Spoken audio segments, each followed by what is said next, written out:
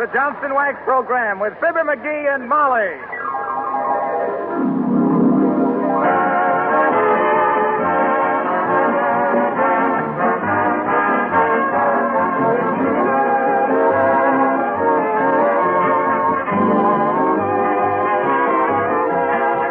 The makers of Johnson's Wax and Johnson's Self-Polishing Glow Coat present Marion and Jim Jordan as Fibber McGee and Molly with Donald Novis, Bill Thompson, and Billy Mills Orchestra. The show opens with Fine and Dandy.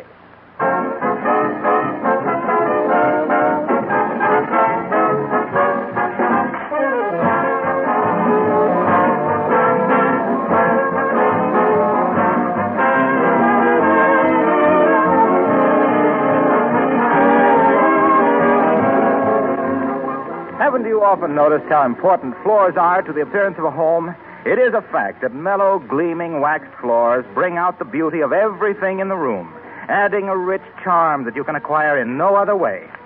Throughout America, there are countless floors that have been made more beautiful every year with genuine Johnson's Wax. Every application of this famous wax polish gives increased protection and beauty. Johnson's Wax gets right down into the pores of the wood, seals out dirt, protects the finish against scuffing feet and sharp heels, and does away forever with tiresome floor scrubbing. There are more than 100 labor-saving uses for Johnson's Wax in your home. It protects and beautifies furniture and woodwork, windowsills, parchment lampshades, leather goods. You'll find these extra uses listed on the familiar red and yellow package of genuine Johnson's Wax, paste or liquid. Try some tomorrow.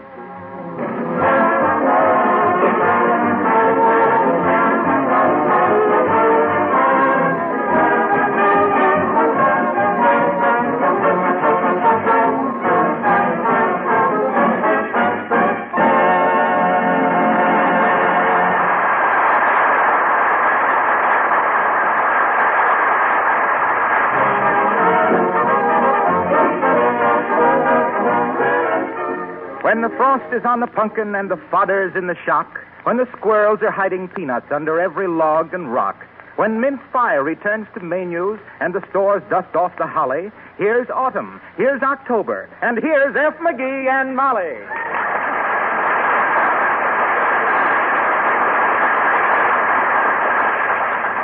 McGee, look at those leaves out there on the front lawn. Why, it's disgraceful. I thought you were going to rake them up today. Oh, what's the hurry, Molly? It took them 7 months to fall down. I guess they can wait an hour to be raked up. Well, now I tell you, Mr. Gildersleeve next door has been complaining. Oh, that guy. He said our leaves keep blowing over in his yard. Well, what am I supposed to do? Arrange for the wind to blow down some other street? Shucks, I can't control Well, the the wind. fact remains, McGee, you promised to rake up those leaves today. Can't do it, Molly. Not today. Why not? The rake's busted. Who busted it? Oh, well, it ain't exactly busted. Matter of fact, I used the handle to put up a trapeze in the garage. And you know what, Molly? I chinned myself 9 times this morning without taking my hand. Well, if you think you're going to chin yourself out of raking up those leaves, you're best. Come in. Mr. and Mrs. McGee? Yes? Did you read The Grapes of Wrath? What if we did, Bud? Who are you? Oh, just one of the bunch. Wow!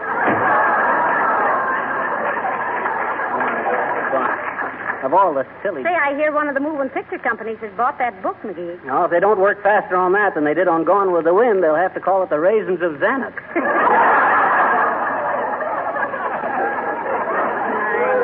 Well, we're off the subject again, dearie. What subject? Breaking up the leaves. Oh, that's okay. I was tired of it anyway. McGee, I believe you're just plain lazy. Oh, you wrong me, Mrs. McGee. Physical activity in itself ain't important. Oh, it isn't? Why, no. A rooster can strut around flapping his wings and crowing, but it's the quiet little hen sitting around all day who really produces. Well, now, if you can sit there and hatch out some way to get those leaves raked up without a hole. Come in. Oh, it's Mr. Gildersleeve. Oh, hi, Gil. What can I do for you? You can keep your old dead leaves on your own front lawn, McGee. That's what you can do for me. Oh, is that so? What do you want me to do, run out and lay a paperweight on every leaf? Don't be ridiculous. I realize you can't keep the leaves from falling off the tree. Oh, you admit that? Yes, I do. Oh, you do? Yes, I do. Oh, gentlemen. I don't think it's worth quarreling about. Well, I do, Mrs. McGee. So do I, Molly. Come on, Gildersleeve, let's quarrel. All right. Now, look here, McGee. Why don't you do as the rest of the homeowners in this block do? Huh? Keep your lawn raked up. Every time I clean my lawn, the next morning I find your leaves have blown it over it again. Well, so what? Am I a truant officer for dead leaves? A traffic cop for tired foliage? That's not the point, McGee. Furthermore, I don't like your attitude. Oh, you don't? And how would you describe my attitude? Sitting down generally. I think your attitude is definitely antagonistic. Oh, you're too fussy, Gildersleeve. Yes, I am fussy. Well? I take a great deal of pride in the appearance of my property, McGee. Well, I can understand that, but do we complain because your lilac bushes smell up the whole neighborhood? No. You mind your yard and we'll mind our yard. Well, why don't you then? Well, I like leaves flying around loose, that's why. It's more informal. I ain't one to interfere with nature. I suppose I interfere with nature. Well, I heard a rumor one day that you gave your morning glories a bawling out for opening up 10 minutes late. Please, gentlemen, please. This is no way for good neighbors to talk. Ah, we ain't good neighbors. We're enemies. Ain't we, Gildersleeve? Yes, we are. You betcha. The best of enemies. You think I'm a stuffed shirt, and I think you're a gabby little good-for-nothing runt. There, you see, Molly? You don't find me and Gildersleeve indulging in no sentimental hands across the back fence drivel. Mrs. McGee, your husband is impossible. I am not. I may be a little improbable, but I ain't impossible. Well, I think I can assure you, Mr. Gildersleeve, that our yard will be raked up today, sure. Thank you. Incidentally, Gildersleeve, you got a rake I can borrow? I have a rake, but I'm using it Oh. to take your leaves from my yard. And I'm dumping them all back over the hedge onto your lawn. My leaves, eh? Yes, your leaves. You admit they're mine, eh? Admit it? Of course I admit it. Okay, then I warn you, Gildersleeve. I'm very proud of them leaves, and if I find any of them damaged when you send them back...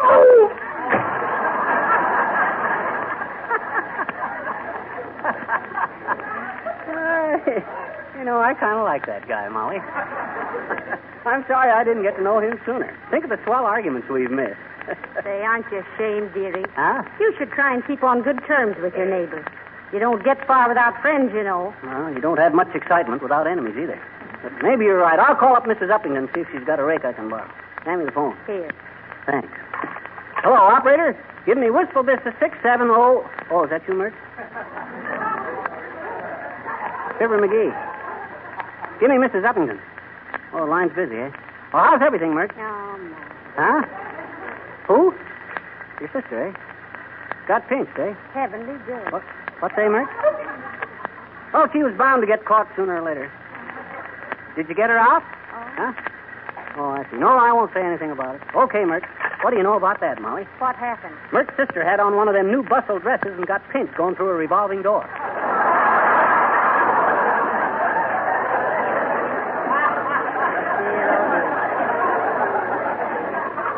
Well, this isn't getting the leaves raked up. Huh? Oh, yeah, the leaves. Well, I'll run over to Uppington's and borrow a rake. I'll be right back, Molly. I better go with you. Why, Molly, do you think I'd try to evade raking up them leaves? Don't you trust me? Oh, yes, I guess I do, dearie. Well, you better come anyway. I don't trust myself. Let's go.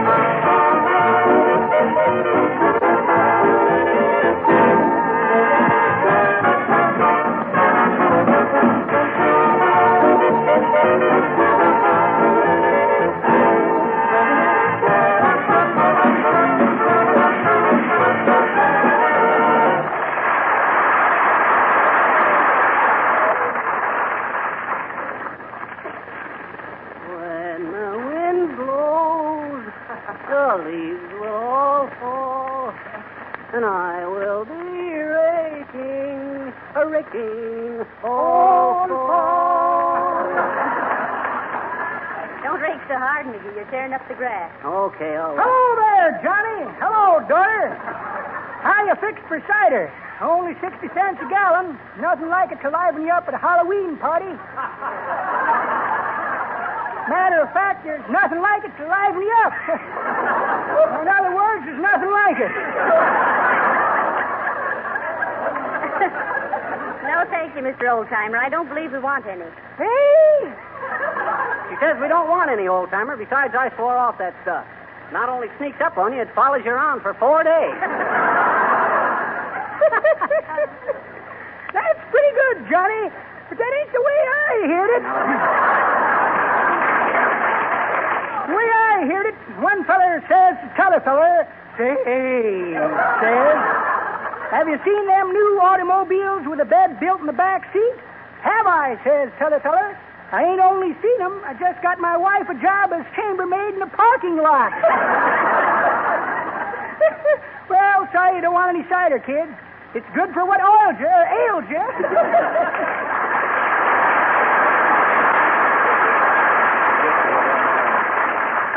That old fossil. I'd like to meet that guy outside some bright night, Molly. Why, McGee? Well, I think ruins are much prettier by moonlight.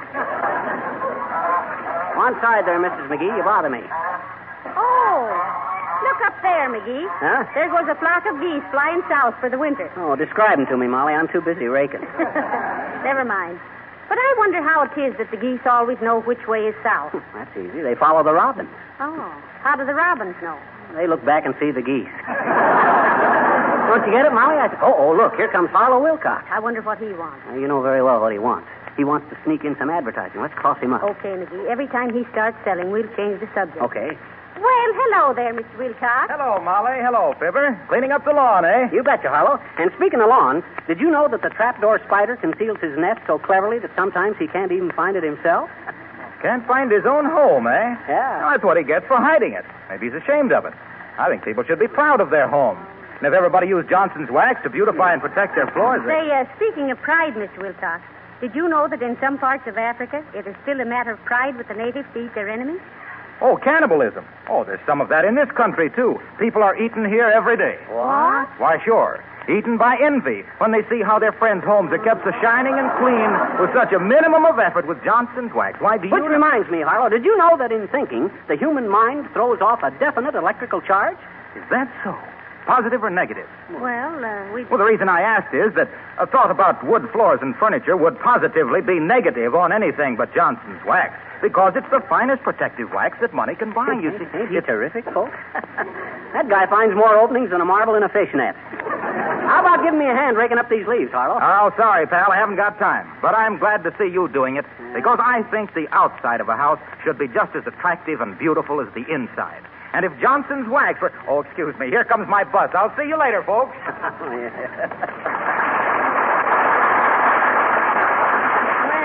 I wish you were as interested in your work as he is in his, McGee. Any guy with that much faith in his product ought to be testing parachutes.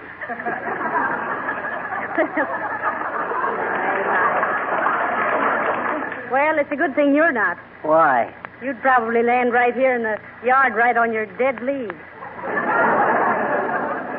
Oh, there, McGee. I'm glad to see you're finally raking those leaves up. Listen, Gildersleeve, let's you and me play Stanley and Livingston. Stanley and Livingston? Yeah, only with a new twist. Let's pretend we never discovered each other. Oh, McGee, please. That's all right, Mrs. McGee. If that's the way he wants it. I merely saw him raking up these leaves, so I came over to bury the hatchet. Oh, skip it, Gildersleeve. When a guy wants to bury the hatchet, he usually's got an axe to grind. Now go away and let me work, will you? Oh, come, boys. After all, we're neighbors, you know. Well, sure. My, all this fuss over a pile of dead leaves. There'll be no dead leaves on his family tree. It's too sappy. Oh, yeah. And there's a cuckoo nest someplace in yours, too. Is that so? Yes, that's so. McGee, I didn't like that remark. I don't think I like you either. I know I don't like your face. Oh, yeah? You want to make something of it? I'm too old for Halloween parties, or I'd like to make a mask of it. Good day, McGee.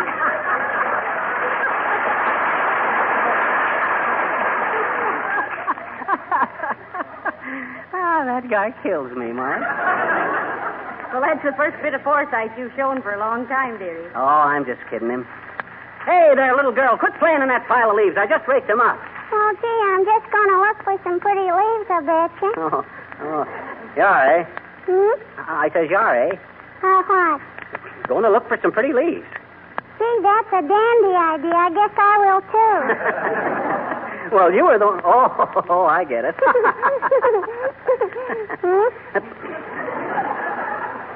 Look, sis, run along home and don't bother me. I got all these leaves to rake up.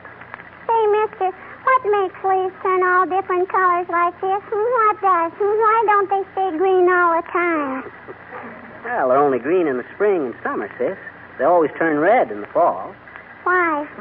That Reddit, how should I know? Well, I'll tell you, sis. You know what a stop-and-go sign is? Sure I do, I betcha. Well, leaves are nature's stop-and-go signs. Yeah. You see, sis, in the spring, the leaves are green, and that means go. So the snow goes and the cold goes, and little girls go out and play. Gee. Yeah. And then in the fall, the leaves turn red. That means stop.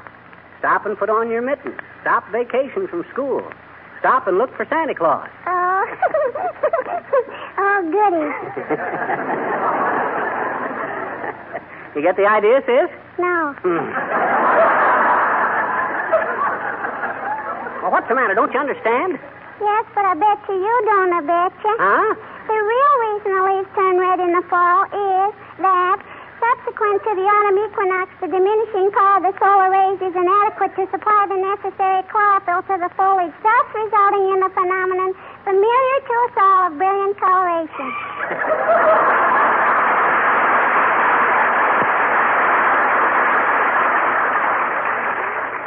So don't give me any of that malarkey about stop and go like.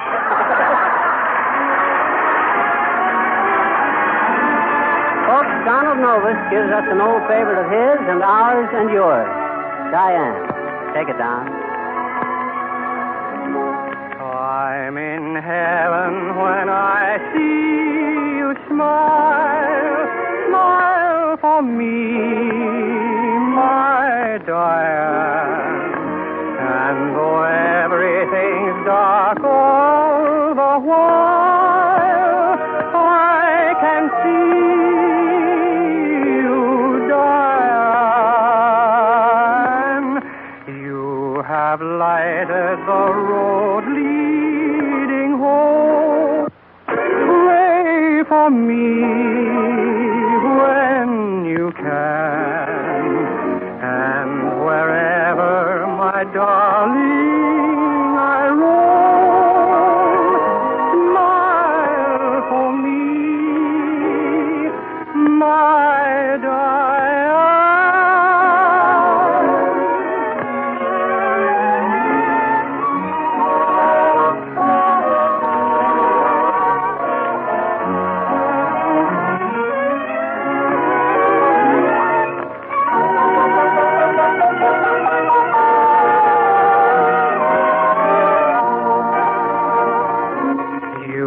Have lighted the road leading home. Pray for me when you can. But wherever my darling I roam,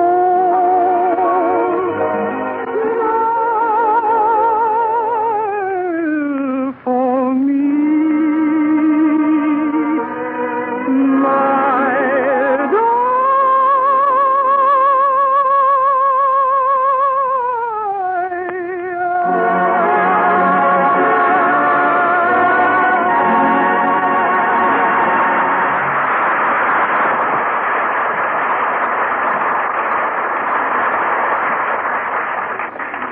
Well, you better hurry up and finish raking those leaves, dearie. I think there's a bit of a wind coming up. Okay. When I get all these leaves piled up and burned, Molly, you know what I'm going to do? What? I'm going to lean the rake up against the hedge with its teeth snarling into Gildersleeve's window. Just to remind him that he... Well, for scream's sake, Fizzer, what in the name of, for the love of Mike, are you doing laboring with manuals? Hello, Mr. DeCopolis. Oh, hi, Nick. Oh, I'm just raking up these leaves. You'll excuse me if I go right on working. We're afraid the wind will come up before I get through. Oh, that's huckly duckly, Fizzer.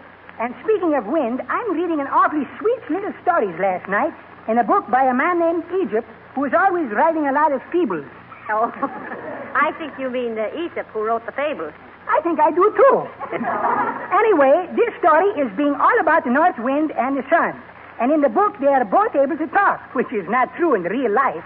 So if the sun could talk, he would probably get off some hot stuff. You know what I mean, and if you don't, neither of us is missing much. Maybe you better tell us later, Nick. I got to get these leaves raked up. Oh, you don't bother me, Fizzer. I can tell you just as if you were loafing as usual. Well, sir, it seems that the wind and the sun were having an argument about who is having the most strong personality. So they are deciding to take turns to make a traveling man take off his coat. The north wind is blowing and blowing with a huff and a poof. And the man is only buttoning his coat all the more tighter. And then the sun is time. Yes, we know, Nick. The sun got hotter and hotter, and finally the guy took off his coat, and the sun won the bet. So what? Well, so it is all going to prove a little fact which is full of philosophy, poet Fizzer. And the moral of the story is arguments is being won by brightness, not by being a blowhard. Say, I think there is a windy breeze coming up. I better go raise the awning on my candy kitchen. Well, so long, Choopy. So long, Fizzer.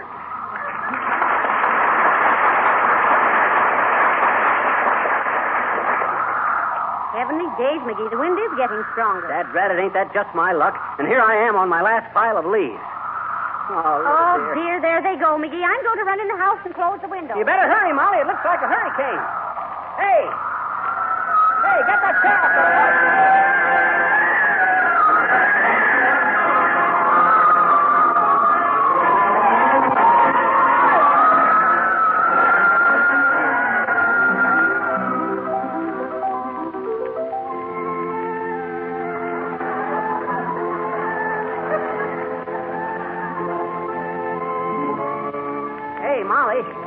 Molly, come here. My, that was quite a blow, wasn't it, dearie? What did you want? Look at this lawn. Am I the sap? What did I rake my arms off for? Heavenly days, there isn't a leaf left, is there? No, not here. Look over at Gildersleeve's yard. They're piled up 3 feet deep. McGee! Now look here, McGee. Oh, the voice of experience. I've had about enough of this nonsense. Look at those leaves of yours on my lawn. Oh, well, what are you going to do about it, Gildersleeve? Have me pinched for blowing up a 40-mile gale in a 20-mile zone? Don't be ridiculous. But you could have raked those leaves up sooner. Oh. Look at my lawn. It's disgraceful. I'm going to see my lawyer about this, McGee. I'll take this to the United States Supreme Court. Well, if falling leaves is unconstitutional, maybe we don't... Oh, how do you do, Mrs. McGee? And Mr. McGee? Oh, how do you do, Mrs. Uppington? Hi, Uppy. That was quite a storm we had, wasn't it? Almost a tycoon. Food. Pardon me? Typhoon, Mrs. Uppington. Typhoon. Yes, a tycoon is a big businessman. Like me. Oh, yes, of course. Well, I suppose one big bag of wind is just the same. Yes, very good. Oh, pardon me, Mrs. Leffingwell. How rude of me. Mrs. McGee, may I present Mrs. Leffingwell? How do you do? How do you do, I'm sure. And Mr. McGee, Mrs. Leffingwell. How do you do? How do you do? And Mrs. Uppington, this is Mr. Gildersleeve. Oh, how do you do? How do you do? Mrs. Leffingwell, Mr. Gildersleeve. How do you do? How do you do? It's a pretty how do you do, ain't it, folks? You say your name is Leffingwell, sis? Yes, Mrs. Wentworth Leffingwell. Oh, well, it's nice to know you, Lefty. You a pal of Uppy's? Well, you might say so, Mr. McGee. I'm working with Mrs. Uppington on a committee. Oh, how cozy.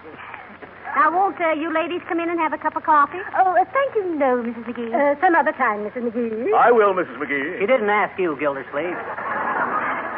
Nice of you to ask us, Mr. McGee, but really, this is more or less in the nature of a business call. Oh, okay, Uppy. Here's your rake. I'd have brung it back if you'd have waited. Oh, I was not referring to the rake, Mr. McGee. Mrs. Leffingwell and I are on the Better Homes and Gardens Committee of the Ladies' Club. Oh, yes, the ladies' club. I believe my wife has spoken about it. Quiet, Gildersleeve. Quiet, yes. Better Homes and Gardens, eh, Uppy? Well, if it's advice you're looking for, you come to the right place. I always was quite a hand with trees and flowers. And leaves. Yes, sir. I mind one time years ago I had me one of the finest prune orchards in the country. Oh, not really. Fancy that. Yeah, fancy prunes, too. My prunes were so big they whipped every other grower at the state fair. Prune Whip McGee, I was known as in them days. Prune Whip McGee, the pinnacle of perfection as a producer of prunes, peaches, pears, and pomegranates, proudly picking, packing, and purveying them to persnickety people who are pleased as punch to pay a pretty penny to possess such priceless packages of palatable products, and personally publicized as the premier paragon of the planter's profession from the pleasant parks of old Peoria to the, pardon me, girls, does all this bore you?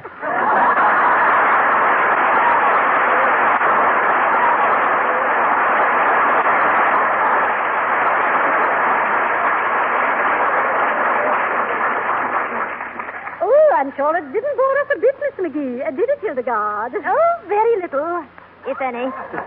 Well, it bored me. Oh, well, you're too easily bored, Gildersleeve. A woodpecker could have fun with you.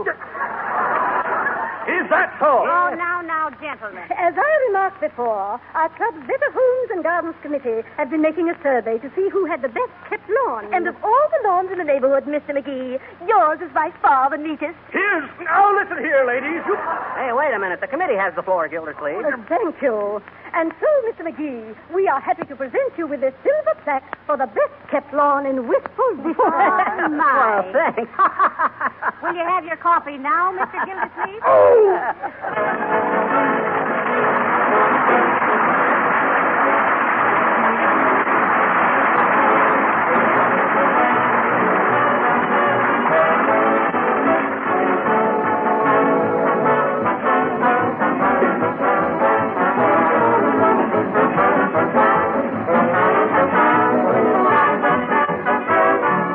Fibber and Molly will be back in just a moment. And now I'd like to remind you again that if your kitchen floors are a problem to you, then try Johnson's self-polishing Glow Coat. Nothing could be simpler than keeping floors clean and beautiful with this increasingly popular floor polish. Glow Coat, you know, is self-polishing. That is, it polishes itself while it's drying without any work of rubbing or buffing. 20 minutes after you put it on, your floors are sparkling and beautiful. Easy to keep clean, saving you hours of work. You can use Glow Coat on your varnished and painted wood floors as well as linoleum.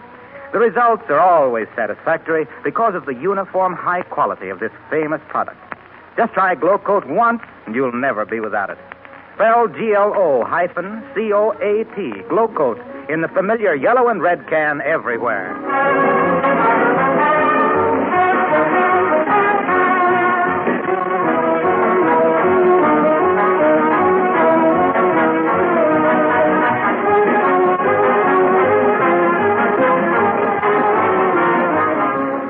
Hey, Molly, did you see that invitation we got to the NBC Halloween party? No, I didn't. Who's going to be there? Oh, everybody. Me and Bob Hope are handling the entertainment. Oh, you get paid? Oh, just a nominal sum. They get me for peanuts and Bob for apples. Oh, Good night. Bob for apples. Good night, all.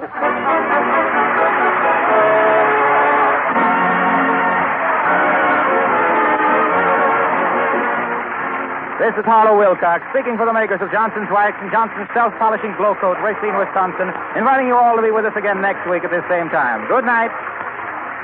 The Selection Comes Love is from Yokobo. This is the National Broadcasting Company.